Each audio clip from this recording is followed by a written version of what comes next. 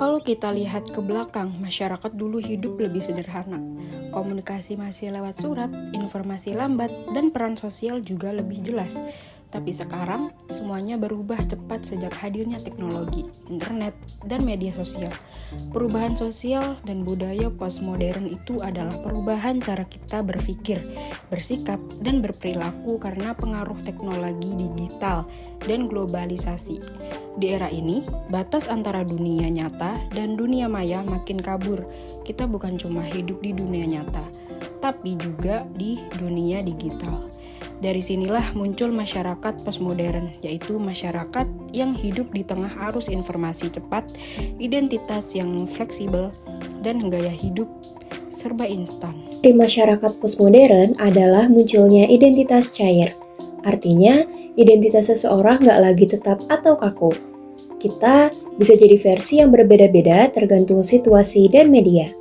Contohnya sebagai mahasiswa, di kampus kita bisa terlihat pendiam, tapi di media sosial bisa jadi aktif banget, percaya diri, bahkan berani ngomong soal banyak hal. Itu bukan berarti palsu, tapi menunjukkan kalau identitas kita sekarang lebih fleksibel. Identitas juga gampang berubah karena dipengaruhi tren, lingkungan, dan konten digital. Hari ini suka satu gaya, besok bisa berubah lagi. Inilah tanda bahwa kita hidup di masyarakat postmodern, di mana identitas bukan lagi sesuatu yang tetap, tapi terus bergerak. Perubahan besar lainnya ada di gaya hidup instan. Sekarang kita terbiasa dengan semuanya yang cepat. Mau makan tinggal pesan online, mau belanja tinggal klik, mau cari materi kuliah tinggal buka Google. Kemudahan ini memang membantu, tapi tanpa sadar bikin kita jadi kurang sabar dan kurang menghargai proses. Misalnya, kalau tugas lama sedikit, kita langsung stres. Padahal, dulu orang harus nunggu lama buat dapat informasi.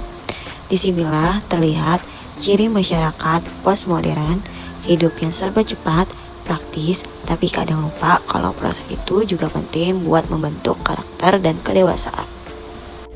Ciri terakhir dari masyarakat postmodern adalah munculnya realitas semu.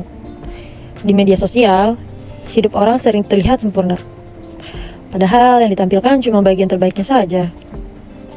Sebagai mahasiswa, kita sering tanpa sadar membandingkan hidup kita dengan apa yang kita lihat di layar. Akhirnya merasa kurang, merasa insecure, bahkan merasa hidup kita nggak seberuntung orang lain. Padahal kenyataannya, semua orang punya masalah masing-masing. Realitas semu ini jadi tantangan besar di masyarakat postmodern. Karena kita harus lebih bijak membedakan mana dunia nyata dan mana dunia digital. Oke, jadi hari ini aku ingin mewawancarai salah satu narasumber yang berkaitan dengan materi dari kelompok kita. Kalau boleh perkenalan diri dulu, siapa namanya? Halo, nama aku Sandi, mahasiswa semester 3 Ilmu Komunikasi. Oke Sandi, jadi pertanyaan untuk yang pertama, menurutmu kenapa sih sekarang identitas orang itu gampang banget berubah, apalagi karena media sosial dan dunia digital? Mungkin karena pengaruh sosial media dan era modernisasi yang dimana culture yang dari dunia luar itu masuk ke dunia lokal seperti Indonesia. Misalkan kayak entah itu dari outfit, entah itu dari dari cara bicara segala macam. Nah, itu berpengaruh sekali. Jadi apalagi sekarang orang-orang tuh punya media sosial. Apa yang mereka tonton dan menurut mereka keren dan bagus, pasti bakal mereka ikutin seperti itu. Kalau dari saya gitu. Oke, di sini saya akan mewawancarai narasumber kita yang kedua. Boleh diperkenalkan dulu namanya? Perkenalkan, nama saya Raffi Ferdiansyah. Saya dari mahasiswa Unisma, Prodi Ilmu Komunikasi. Oke, saya izin bertanya nih Raffi. Ya. Pernah nggak ngerasa kalau dunia digital bikin kita susah bedain mana yang benar-benar nyata dan mana yang cuma tampilan doang? Ya, betul sekali. Di media sosial itu saya ambil contoh pengalaman saya di Instagram, tentu menjadi pengalaman yang tidak bisa dilupakan.